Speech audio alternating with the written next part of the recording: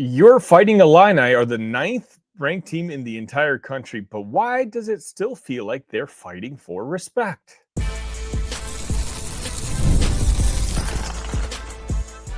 You are Locked On Illini, your daily podcast on the Illinois Fighting Illini.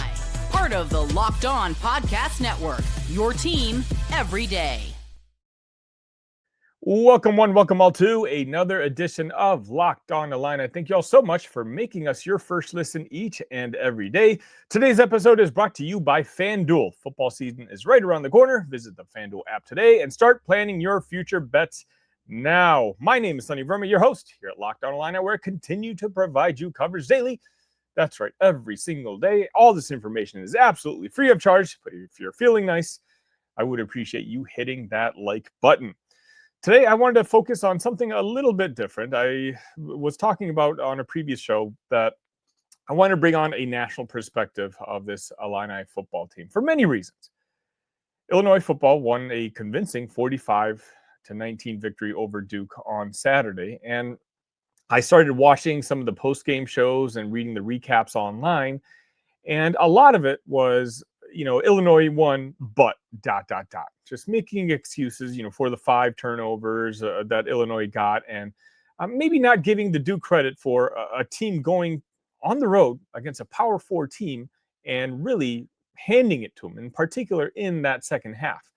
And so what I wanted to do, and maybe I'll kind of do this every few weeks, is kind of check in with a national guy and get a national perspective on how things are being perceived, not just internally from us who are rooting for the team in Champaign, but from outside Champaign and what the people and media think of this Illini football team. And so I'm going to start that off today by bringing on Spencer McLaughlin from Locked On College Football.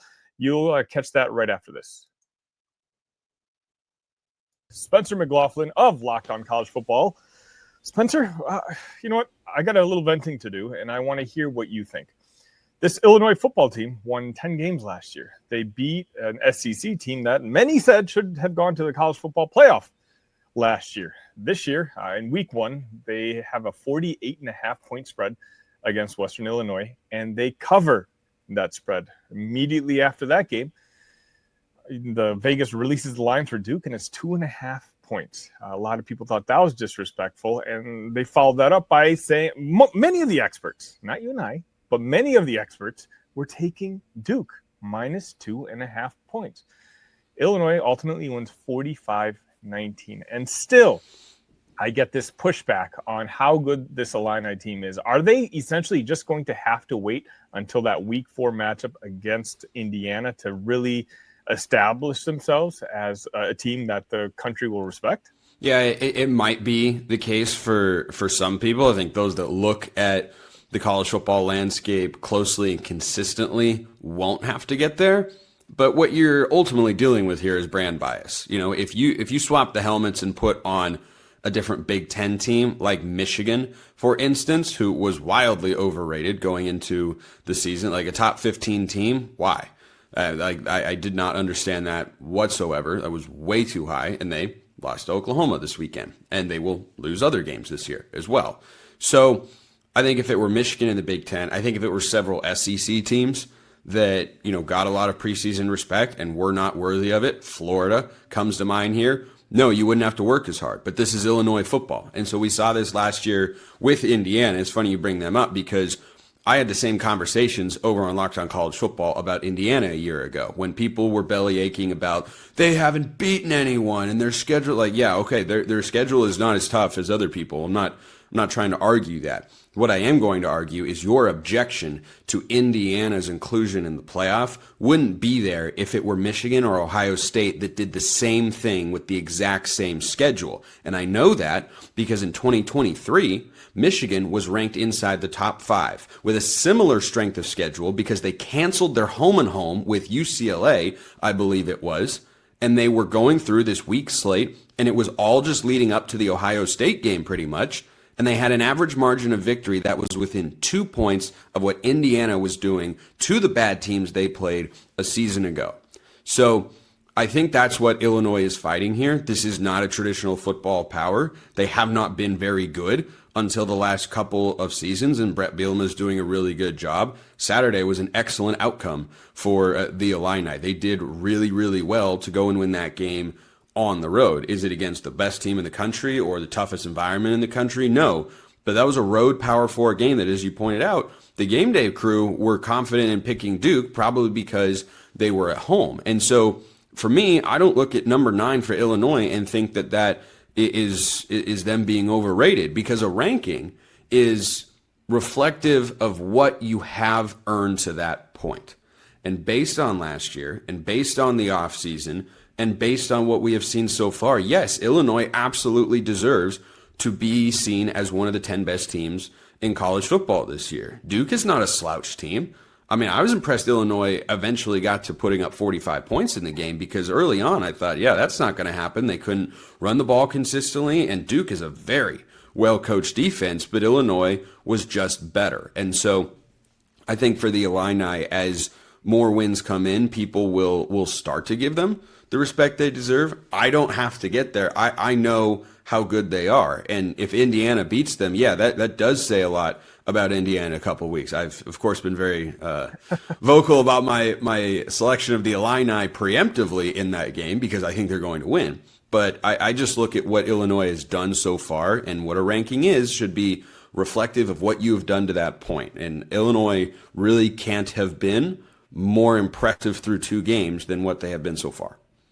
So let me ask you, a guy who has the pulse of the country, when you deal with all kinds of fan bases, is it Indiana that Illinois is going to have to eventually overcome? And again, it's frustrating as an Illinois fan having to say that, because there's a big rivalry with the Hoosiers at this point. Last year, a lot of Illini fans think they wish they had a chance to at least play Indiana, who ended up being the darling story of college football last year.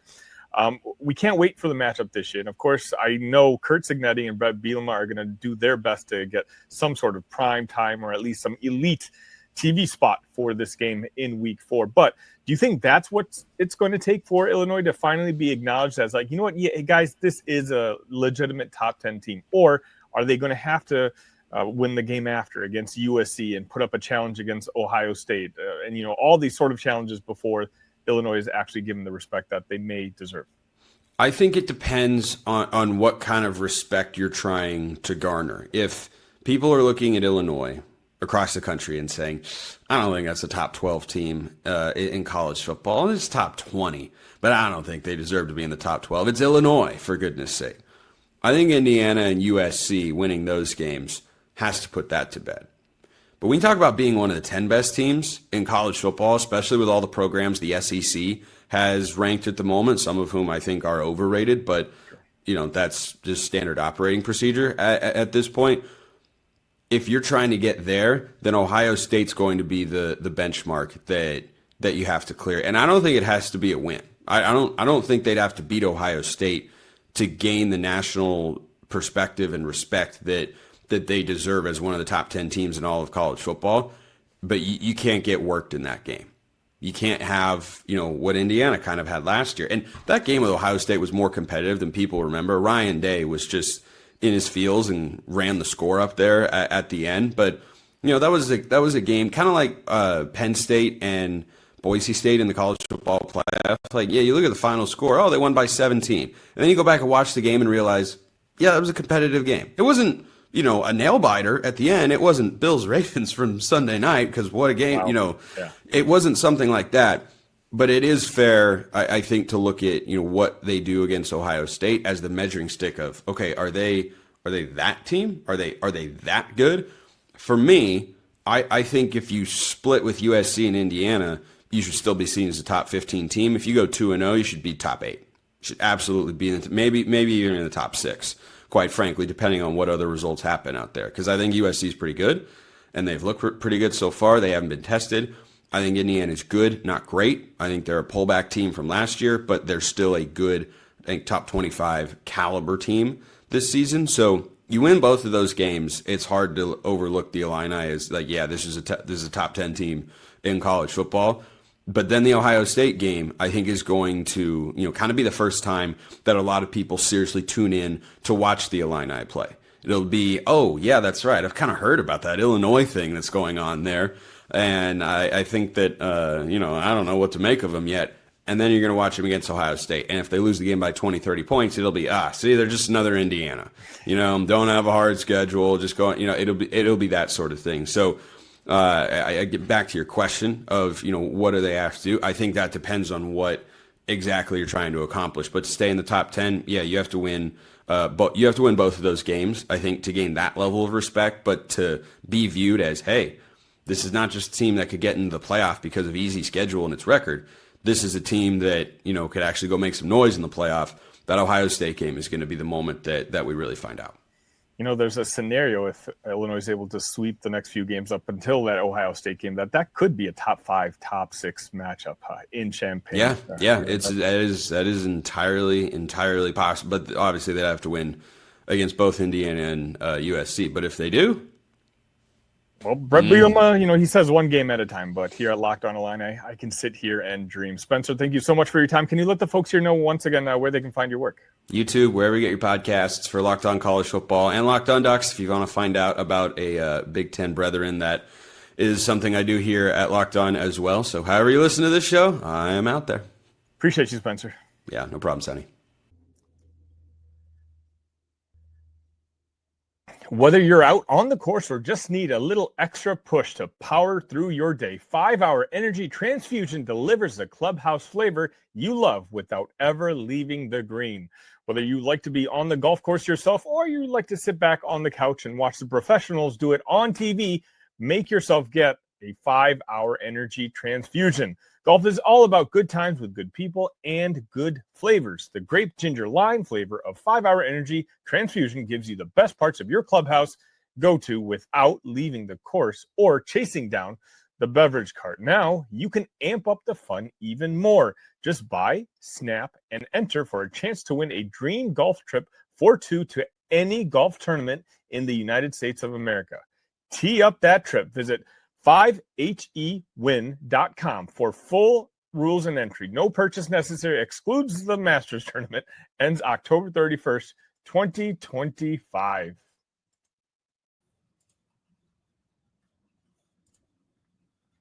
The NFL season is almost here, and FanDuel is making sure you're ready for kickoff with a can't-miss offer. Right now, new customers can bet just $5, and if your bet wins, you'll get $300 in bonus bets to use across the app. I love using FanDuel because it fits however I like to bet. Sometimes I want to bet an over. Sometimes I want to bet a team total. Sometimes I want to bet on a player prop. Whatever I want to do, FanDuel will take care of it for me. It makes every game more exciting, whether you're watching your team or just keeping an eye on your fantasy lineup. So if you're ready to play, download the FanDuel app now by visiting FanDuel.com to get started. That's FanDuel.com to place your first $5 bet. Now, with football season going and basketball season being essentially right around the corner, there's no shortage of content and stories that I can be discussing here on Locked On Illini. And I'll be honest with you, every single week, there's maybe 3 or 4 things that I had planned to do segments on that just happen to not make the final cut just because there might be breaking news or whatnot. And coming into this week, I wanted to talk about the Illini coaching advantage, and I wanted to make sure to get it out of the way because it's a story that I think is very important, and it's something that Illini fans haven't had in a very, very long time, and it's one of those things that we saw and witnessed it firsthand on Saturday against Duke. So I wanted to spend a couple minutes just kind of talking about it, reflecting upon it, and having a conversation with the fellow community to recognize just how good us Illini fans have it right now. Now, obviously, if you guys watched that 45-19 victory against Duke, in particular in the second half, there were some massive, massive plays. And I don't think there was a more important play than, I believe it was the first drive out in the second half. And Illinois had gone 3 and out, and they had punted the ball to Duke, but then the referees had blown the whistles. And it turns out that one of the Duke players, or 2 of the Duke players, were both wearing the number 8. Which is a penalty, and gave Illinois an automatic first down, and they eventually ended up scoring a touchdown on that drive. And now Bret Bielema, being Bret Bielema, gave all the credit to where it was due, and that's to special teams assistant coach Chris Hurd. And he basically said that Hurd had spotted this in practice before, and that as soon as he saw the 2-8 to get on the field, he got the referee's attention right away. And quite honestly, I think changed the way that game went moving forward. It seemed like after that play was over, Illinois just could not be stopped. They scored on every single possession. And again, I think I brought up the stat in the postgame that Illinois outscored Duke 31-6 in that second half. And I think a lot of that was ignited and kickstarted by that one play. And it just got me thinking, because that second half was all about adjustments, not just what Chris Hurd himself spotted, but Chris is the type of assistant coach that you can see we should be extremely grateful that we have under the Illini umbrella. And that's just kind of what Bret Bielema does. I think through his decades of head coaching, he understands that the small details matter, and that he wants to make sure that, all his coaches under him are perfectionists and that they learn. And I think, between Aaron Henry and Barry Lundy Jr., who I also want to talk about now, let's start with Barry. Okay. Illinois scored 52 points in the first game. They scored 45 points in the second game. My really quick math tells me that's about 97 points in 2 weeks of 2025 college football. 47.5 points per game. Barry, in that first half of that Duke game, you could tell the game, it just wasn't working. I don't know what the game plan was, but if you listen to me and any of the shows I did last week, whether it's on Locked On or some of the other shows I was a guest on, I was invited to, I talked about, hey, you know what? I'm completely okay if Luke Altmaier only threw the ball 15 times. As long as that meant that Caden, Aiden, and Khalil Valentine all rushed the ball for 15, 17 times each. I was like, what I've seen from the week before, Elon ran all over Duke. Duke cannot stop the run game. Illinois has a better offensive line and a better running backs. And thus, Illinois should continue to run the ball at Duke and basically wear them down and win the game that way. I think early we tried doing that. But as I mentioned before, Illinois seems to be starting off really slow when it comes to their offensive line performance for the third year in a row. I don't know what the issue is here, and maybe this is something I'm going to have to tackle later. Let me know if this is a story you want me to dig into. But the offensive line was struggling, and Duke and their super fast athletes, look, they were smaller, but they were faster. And you can see really the athleticism on the other side. They were bothering Luke. And not only were they bothering Luke Altmaier and forcing Luke to make, silly mistakes and, getting sacks when he didn't necessarily need to be sacked, but they completely stumped our running game. And at halftime, we scored 14 points. But I think it's fair to say, if you watch that game, those 14 points were essentially on perfect plays. We got great field position because of our defense. But the two throws, one was Luke Altmaier, who basically evaded a sack and threw a perfect pinpoint throw to Justin Bowick, who originally was called a touchdown, but ultimately the refs brought it back to the 1 yard line. But that eventually led to 7 points. And then again, later on that half, Luke Altmaier threw another NFL quarterback-worthy throw to Cole Rusk, who looked like an NFL wide receiver on the particular catch. He came down with it. 14 points, but it didn't look like it was a 14-point performance from the first half. You saw that Bret Bielema was upset during halftime. Some sort of conversations happened between Bret, the coaching staff, and those players. And the result of that, second half, as I mentioned, 31-6 outscoring Duke. The 14 points in the first half came on perfect plays. The 31 points in the second half just came through sheer dominance. Adjustments were made. Short throws were starting to be done. They put their running backs in positions to, be able to get 4, 5, 6 yards here and then. Khalil Valentine eventually even broke one for, I believe it was 23 yards and scoring a touchdown. Barry Lundy Jr. made the adjustments. Aaron Henry, for all the flack that he seems to get from Illini fans, whether it's deserved or not deserved. Sure, the team was a very bad defensive team in years past, but I do think it's clearly obvious that the defense is improving. Does he still have his flaws? Absolutely. I never feel comfortable when the opposition has the ball at the end of the first half and there's maybe 90 seconds left in the game. I don't care if the opposition's on their own 5 yard line. I feel like I'm just paranoid now seeing this happen so many times that opposition's going to drive down the field, and Illinois always seems to, for whatever reason, give up points at the end of the first half. So he clearly does have his flaws, but he also has his strengths. I mentioned on the show in the Team Grades episode, if you didn't watch it, that was released on Monday.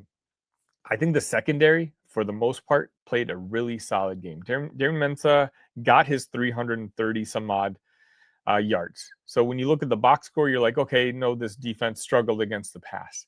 I don't really think they did. I think Mensah is a professional quarterback who's going to make money at the NFL level someday. And I think Duke's wide receivers, some of them just ran really crisp routes. And you know what? When you have a good wide receiver quarterback combination, it doesn't always matter how good your defense is.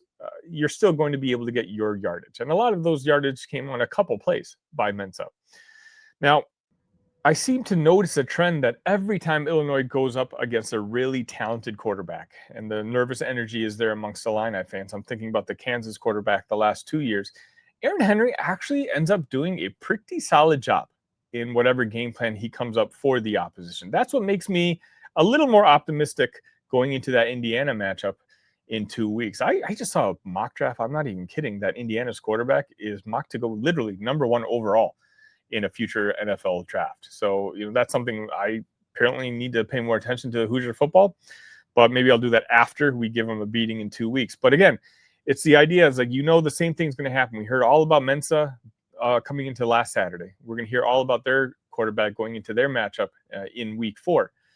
Aaron Henry right now at this point has proven himself, maybe outside the Oregon game last year, but I don't think the quarterback is the only reason Illinois lost to Oregon last year. Oregon's just obviously on a completely different tier, a completely different level when it comes to talent that they put on the field. So outside Oregon, I do think I'm having more and more confidence with Aaron Henry and, even Barry Lundy Jr. Right now, I don't know if you guys saw this, but Illinois was projected to have a top 15 offense and top 15 defense coming into this season by a lot of rankings. That's respect to both of these guys, who are now spending the third years under Bret Bielema in a profession where it pays to job hop, a profession where the more you move, the more money you make, and the closer you get to whatever your dream job happens to be. Barry and Aaron are examples of showing loyalty to Bret Bielema, showing loyalty to Illinois, and showing loyalty to the process. It's not just them telling the players, hey, be loyal to us, stay with us, don't listen to outsiders. They're the embodiment of it. They're not going to the SEC or the ACC or whoever might offer more money. Now, we hope they do if it's for an improvement in their job, right? We want them to get promoted. And there's a very good chance that, in particular, after this year, if the offense continues throwing up 40-plus points per game, of course, that's not going to ultimately happen. But if the offense continues to look impressive, Barry Lundy Jr. will have his choice of jobs. Now, whether it's worth it for him to take, maybe a group of 5 job, or maybe he can get a lower level Power 4 job, is that something he wants? Because he's being paid pretty well at Illinois. And, maybe he wants the responsibility to see if he can do it, to be a head coach of a program. But if not, if that itch isn't there, that Barry and Bret Bielema have a really good relationship going now. And Barry Lundy Jr. is being paid very handsomely here at Illinois. So he may just be content being tagged with Bret Bielema for the rest of Bret's career. And who knows, by then, this job might be able to just be handed off to Barry, and he could be the head coach in waiting. Same goes for Aaron Henry. Believe it or not, there's folks in the Clemson program that told me that the name Aaron Henry was being brought up for their defensive coordinator spot last year. Now, where those conversations went, or if they happened, I can't confirm because I simply don't know. But even though Illini fans, he seems to be like a lightning rod of conversation for a lot of Illini fans. Other fan bases, other coaching staffs, they really respect the job Aaron Henry is doing. And again, that just ultimately makes me come back to this point. As JR brought up on a previous episode of Locked On Illini, someone did a composite score for a talent on each Power 5 football team. And Illinois was, I don't know if it was in the bottom 5 or bottom 10, but they were nowhere near the top. In fact, they were nowhere near the middle. When it comes to every single Saturday, more often than not, when it comes to composite talent ratings, whatever that means, Illinois is usually not the one with the advantage compared to their opponent. But yet Illinois just continues to win. It was 10 games last year. It's 2 games this year, and who knows? We'll see how the rest of the season fares out. But the nice thing to know is that even in a game where all the experts are taking the opposition, all the experts took Duke or at least not all, let's just say 80% of the experts were taking Duke plus 2.5 points going into Saturday. A lot of Illini fans felt disrespected. And look, my Talk Illini Discord called me out because as the week progressed, I got less and less confident. And it's my fault in the sense I let the outside influence me. But it's nice to know that even in an effort where in the first half you look awful, which Illinois did, let's be honest, outside those 2 beautiful plays by Luke Altmaier and some nice timely turnovers by the defense, that team in the first half, the Illini did not look very good. In spite of that, we have guys in charge in that locker room who can have a conversation with their players, and they can be trusted by those players and come out and look like a completely different football team in the second half. And so while we may not have the advantage when it comes to the player personnel, more often than not, when it comes to playing other Power 2 teams, I would take our 3 guys, and not just 3. I'm talking about even the assistant coaches, the ones under Barry Lenny Jr., the one under Aaron Henry. I would take our coaching staff as a whole over just about anybody, not just in the Big Ten Conference, but in the country. And I don't think I'm being biased when I say that. If you take a look at any conversation other people have about Illinois, it's always about, hey, Bret Bielema is one heck of a coach. And we haven't always had that at Illinois. So I wanted to give at least one 10-minute segment just to have all of us just sit here and appreciate what we do have. Because now it doesn't matter that we're going up against Indiana in 2 weeks. It doesn't matter we got USC after that and, Ohio State after that. The point is, no matter who Illinois is lined up with now, even though I know there will be a talent discrepancy, I know that we have a fighting chance. And I'm not saying that we're going to beat Ohio State, just like we didn't beat Oregon last year. But I have a lot more faith now than I did ever in the history of me being an Illini football fan. We're talking about 20 to 25 years. And again, I say this all the time on the show. It's just genuinely a great time to be an Illini. College football is back, and I couldn't be more excited. The tailgates, the rivalries, the energy in the stands, there's just nothing like it. But let's be real, actually getting tickets can feel like more of a battle than the game itself. Endless queues, hidden fees, prices jumping at checkout. That's why I use Game Time, the app that gives the advantage back to the fans. It's the easiest way to score last-minute tickets at the best prices with no surprise fees. What you see is what you pay. I pull up Game Time every time I'm thinking about going to a game. I see the price and I click on the button so I can see exactly what the view from my seat is going to be. If I like it, I'll go ahead and purchase a ticket. It makes it that easy. So take the guesswork out of buying college football tickets with Game Time. Download the Game Time app, create an account, and use code LOCKEDONCollege for $20 off your first purchase. Terms apply. Again, the promo code LOCKEDONCOLLEGE for $20 off. Swipe, tap, ticket. Go. Download Game Time today. And speaking of Bret Bielema, I did want to bring this note up before I wrap things up here. Early in the game, Manny Diaz got a little frustrated with Bret. I don't think it was with Bret. It was simply one of those Bret Bielema doing what Bret Bielema does well, and that's just clock management, right? Everyone knows the story with the T formation last year in the Citrus Bowl. Well, basically, Duke decided to sub a little late, and Bret Bielema once again was able to get some offensive delay of games on Duke because of him taking his time to sub his own players. And a listener sent me this. By the way, again, I always enjoy communication between me and you guys. So always don't be shy. Send me a message at talkillini@gmail.com or find me on all your favorite social medias, Talk Illini. I always look forward to the conversations I have with you guys. But someone sent me this article from I don't know when it was from, but from his previous stint in Wisconsin, just to show you that this is just who Bret Bielema is. Bret Bielema understands the rules, and he will take advantage to the extent that he can. Now, this is written by a Wisconsin writer, so that's the perspective it's going to come from. Okay, here we go. Wisconsin coach Bret Bielema's antics in the Penn State game Saturday is evidence of coaches who don't care about players. I couldn't believe what he did. In case you didn't see it, Bielema had his team intentionally go offside on 3 consecutive kickoffs near the end of the first half in order to run time off the clock. Wisconsin had just taken a 10-3 lead with 23 seconds left, and Bielema's strategy was to take advantage of the new rule instituted this year that allows the clock to run when the ball is kicked. Previously, the clock would not run until the ball was touched by the receiving team. Bielema's strategy kept Penn State from getting the ball before halftime. After all, there were only 23 seconds left before the end of the half. Many coaches dislike the rule and want it changed.